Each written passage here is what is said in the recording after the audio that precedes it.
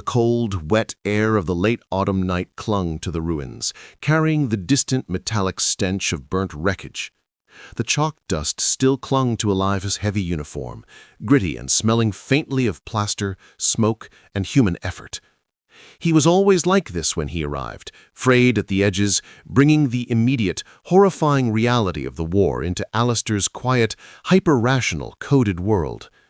The scent of him, part wool, part sweat, part pulverized concrete, was the only real thing Alistair smelled all day, a necessary antidote to the sterile, intellectual pressure cooker of Bletchley Park.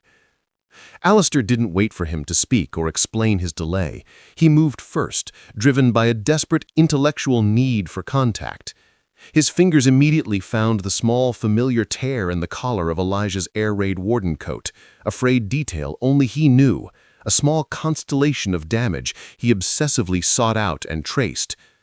Pulling him deeper into the absolute shadows of the broken stone archway, their forbidden sanctuary, Alistair felt the immense, terrifying weight of his day, the ciphers, the lies, and the crushing secrets simply fall away against the solid, immovable warmth of Elijah's chest. For a moment, Alistair allowed himself to be the variable, the dependent quantity, leaning completely on the physical constancy of the man before him. "You're late," Alistair whispered, the words ragged, catching on the fear he couldn't control. He kept his voice low, a breath against Elijah's throat, his eyes darting, scanning the moonlit field for any passing patrols or lingering neighbors, anyone who might see this forbidden moment. "A basement on Fallow Lane held up better than expected," Elijah murmured back, his breath warm against Alistair's ear, a small, precious pocket of heat in the cold night air. His hands were shaking slightly from the prolonged adrenaline crash of the rescue, but when he placed them on Alistair's face, cupping his jaw, his touch was steadying, an anchor, a silent promise to remain. "Did you break the thing that matters?" Alistair closed his eyes, inhaling the scent of him deeply, letting the tension drain out through his shoulders and neck. He knew Elijah meant the Enigma code for the day, the terrifying equations that dictated troop movements, supply lines, and sinking ships. He asked this every time, a ritualistic query about the war's great puzzle. No, Alistair meant the other thing that mattered, the fragile covenant of their meeting, the absolute necessity of their brief unity. "Only for you," Alistair said, the sound barely audible over the distant drone of a patrolling bomber. "Only for this hour." The moment before they kissed was the real hook, fraught with desperation and a dizzying risk. It was the contrast. Two men, one smelling of death, ash, and rescue, the other of ink, paper, and high-strung intellect, meeting in a silent, secret place that could easily be gone by the next morning. It was a kiss that stole breath and time, that tasted of nicotine and fear, a desperate transaction of survival, their only proof that they were more than cogs in the immense, grinding machine of the war. They parted only when the sudden, loud sound of a distant barking dog broke the spell, snapping them back to the reality of the laws and the crushing loneliness awaiting their return to their separate, dangerous duties. Their meetings became rarer, dictated by the growing urgency of the war and Alistair's increasingly punishing duty schedules. Alistair, the brilliant, reserved codebreaker in Hut 6 at Bletchley Park, was a prisoner of the Official Secrets Act, a chain of silence heavier than any steel manacle.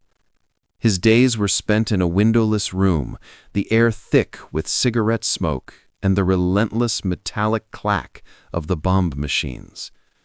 The pressure inside was a silent, corrosive force, demanding mathematical genius and absolute secrecy. He spent his days arguing in abstract languages, translating German malice into English orders, a process that felt utterly disconnected from the muddy, visceral reality Elijah faced. He was a silent sentinel, saving thousands, yet incapable of admitting his heroism to the one person who mattered. Elijah, conversely, dealt only in the immediate and the tangible. He saw the victims. He dug through the rubble, his hands perpetually blistered, and he held the hands of the dying in the immediate aftermath of destruction. His work was messy, exhausting, and publicly applauded. He was a visible hero. He was deeply grounded in the human cost of the war, but Alistair's maddening intellectual secrecy wounded him profoundly. It wasn't just the law. It was the emotional barrier it forced between them, leading Elijah to believe Alistair was ashamed of him or them. One night, leaning against the cold stone, shivering not just from the cold, but from exhaustion, Elijah finally voiced the doubt that had been poisoning their brief hours together. "Alistair, I love you, but I cannot live in this shadow," Elijah insisted, running a frustrated, grimy hand through his hair. "I know you're doing something vital. I accept that you can't tell me the details. But when I come here, covered in the reality of what's happening, the blood, the dust, the simple grief, you always look at me like you're calculating my worth, weighing me against something massive. When my name came up in the barracks last week, and they asked what my friend Alistair did, all I could say was, he's a government clerk. It felt like a lie that diminished everything we share." Alistair stiffened, the accusation cutting him to the quick. His mouth was dry. "You know it's the war, Elijah. Everything I do, it serves the end of it, the end of this." He gestured vaguely to the night sky, to the thread above them.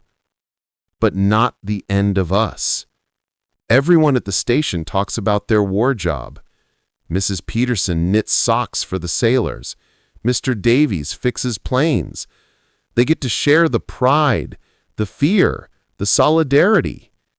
Elijah's voice cracked, thick with profound sadness. "What do? You translate numbers. You hide. And I'm starting to believe the hiding is a choice, not a necessity. I need to feel known, Alistair. I need you to fight for me as hard as you fight the Jerrys, and I need you to let me see that fight." Alistair wanted to scream the truth. "I am fighting for you. I saw the manifest for the troop ship that was sunk 2 weeks ago. I knew. I couldn't say anything, and I had to listen to you mourn the men from your company. If they knew what I did, they'd hang me and burn the evidence." Instead, he let his tears be the translator for his tongue-tied agony. He took Elijah's scarred, working hand, lifted it to his lips, and then pressed a small, perfectly square piece of folded paper into his palm. It was a single, cryptic, mathematical notation, meaningless to anyone else. "This is the equation of my heart.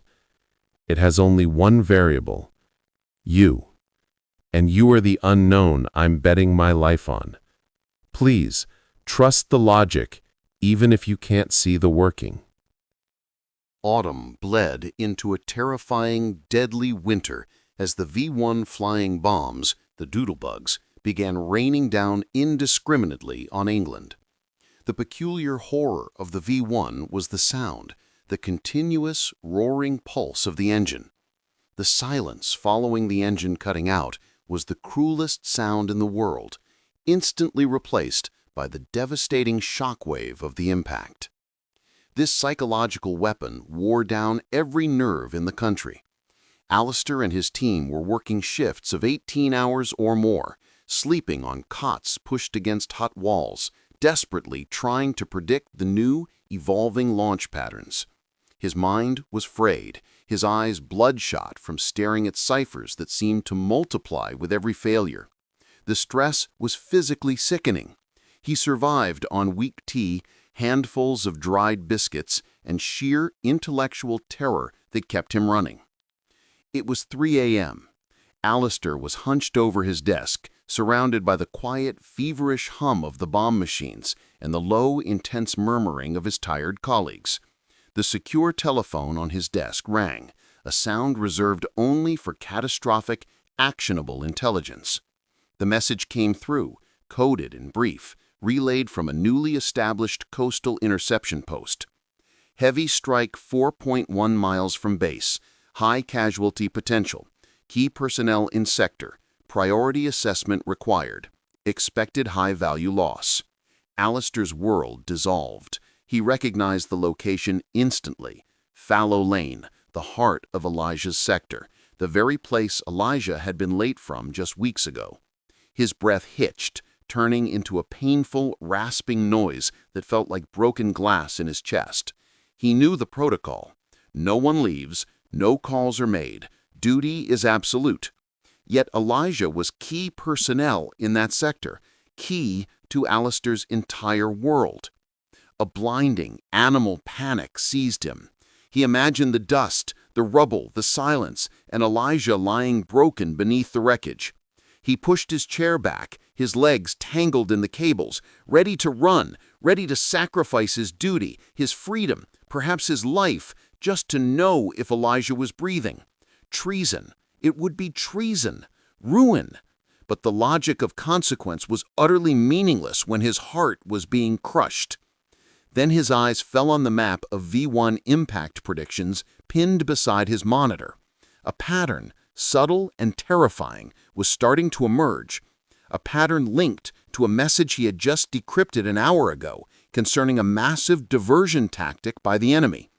If he finalized this new cipher and issued the correct warning now, they could save 2 full divisions preparing for an amphibious landing at an exposed port which the enemy believed they had fooled into complacency.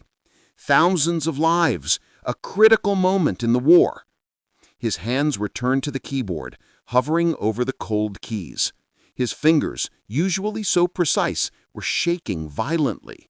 He saw Elijah's face coated in chalk and fear, and then he saw the blank, haunting faces of the anonymous thousands he was sworn to protect. The choice was not between his duty and his love, but between his immediate love and the future where that love might thrive, a future he was actively building, minute by agonizing minute. He didn't move. He didn't run. He closed his eyes, and with a silent, agonizing sob that only he heard, Alistair chose the greater, unbearable sacrifice, the sacrifice of his immediate comfort, the risk of losing Elijah forever for the sake of the collective future. He stayed. He focused on the cipher, translating the crushing fear in his own heart into the cold, calculated logic of mathematics. He finished the work, ensuring the mass evacuation order for the exposed port was coded and transmitted immediately. Then he made the call, not to Elijah, which was treason, punishable by death, but to a single, trusted contact in intelligence, a cynical, former Oxford rival, now deeply indebted to Alistair for a past favor. Using a pre-agreed coded phrase about a priority ledger entry needing immediate extraction, he subtly diverted a specialized, highly equipped rescue unit to Fallow Lane, giving them the exact coordinates of the blast zone based on his map data. He risked everything, compromising his oath only by a hair's breadth and relying on the absolute loyalty of a single contact, but he saved his love without compromising the war effort. Next day, Alistair could only spare a brutally short 5 minutes before his heavily vetted driver collected him for the return journey to Bletchley. He couldn't risk a proper kiss in the sterile, bright hospital room, so he traced the faint scar tissue running along the edge of Elijah's hairline instead, a ghost of a touch that only the two of them knew to be intimate, a silent promise of skin on skin. "I have to go back to the numbers," Alistair said, the phrase now weighted with a tragic, absolute honesty. "Go," Elijah urged, though his eyes were heavy with fatigue and the knowledge of their impending distance. "Just promise me this. When the war ends, and when you can finally tell me what you did, you'll show me the map. I want to know where the numbers saved the world, and I want to show you where I was saved." Their separation was a return to the excruciating normal, only worse, because now they knew exactly how high the stakes were. Survival itself had been the wager. They communicated through carefully constructed letters that passed the censors by speaking only of the weather and Mrs. Davy's garden, but hid profound meaning within the subtext. Alistair wrote, "The barometer has been steady for 3 days, though the wind remains high, and the equations are holding true. I miss the rain." Translation: "The recent code breakthrough is stable, but the operational danger is extreme, and my resolve is steady. I miss you desperately." Elijah replied, "I replanted the poppies you like. They are fighting hard to break the soil, and I'm watering them every day for you. They need sun." Translation: "I'm safe and recovering, but every day is a battle against the pain, and I'm enduring specifically for our future. I need to see you."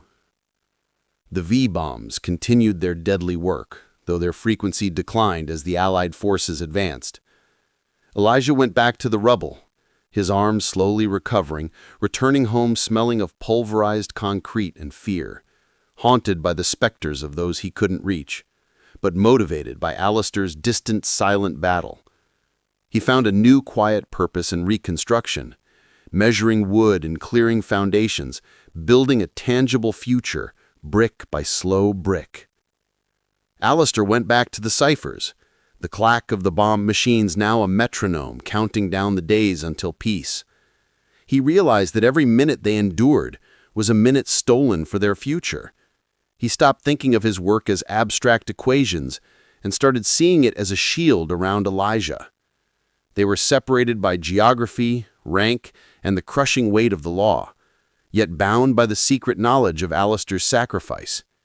Their love became a shared horizon, a powerful unspoken pact that made the crushing routine of waiting bearable. They lived not in the present, but solely for the day when the last cipher was cracked and the last siren sounded, fighting their way towards a simple, unshadowed moment on a London street corner. The war ended with a shattering roar of church bells and cheering crowds. Bletchley was demobilized, the immense, collective secret of its work remaining a shroud over Alistair's entire history, locking away his wartime heroism forever.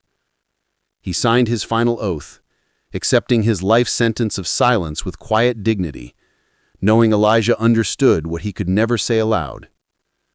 Months later, they arranged to meet on a busy street corner near Waterloo Station in London, far from the shadows of the broken arch, no longer clandestine, no longer shadowed by the fear of discovery or destruction. The air, though thick with exhaust, smelled free. The sun was out, bouncing off the chrome of passing trams, washing the street in bright, hopeful light. People walked quickly, their faces forward, heading towards the promise of peace, their shoulders unhunched by fear. Alistair was wearing a simple, inexpensive civilian suit, his uniform exchanged for the anonymity of peacetime. His face was thinner, but the lines of tension around his eyes, the scars of Bletchley, were finally beginning to soften, replaced by a nervous, expectant light. He clutched a rolled-up copy of a newspaper, the obituary column circled with a faint pencil mark, a tiny symbolic gesture of the lives they had saved. Elijah was there, waiting, wearing a light jacket over a casual shirt, his right arm fully healed, though he still favored it slightly. He had shed the heavy responsibility of the warden, and his face was lighter, his mouth quicker to smile. Elijah saw him first and gave a smile that made Alistair's knees weak, a smile that was entirely public, entirely his own, and entirely safe. He didn't rush. He simply walked the last few yards across the busy pavement, his movement unhurried and confident. He reached out and took Alistair's hand and intertwined their fingers, a casual, open gesture on a public street that was more revolutionary than any secret they had ever shared. "The equation of my heart," Elijah quoted, looking down at their joined hands, the scarred, working hand and the paper-cut, analytical hand finally resting together. The variable is solved. What now, Alistair? What is the next logical step? Alistair squeezed his hand, drawing a deep, shuddering breath of free, unbombed air. He looked at Elijah, his greatest variable, his greatest unknown now found and secured. Now, he said, tears welling in his eyes not from sadness or fear, but from overwhelming, absolute relief. We find a little cottage, perhaps with a garden for your poppies, and we start fighting for the thing that matters most, building the life we risked everything for in the sunshine.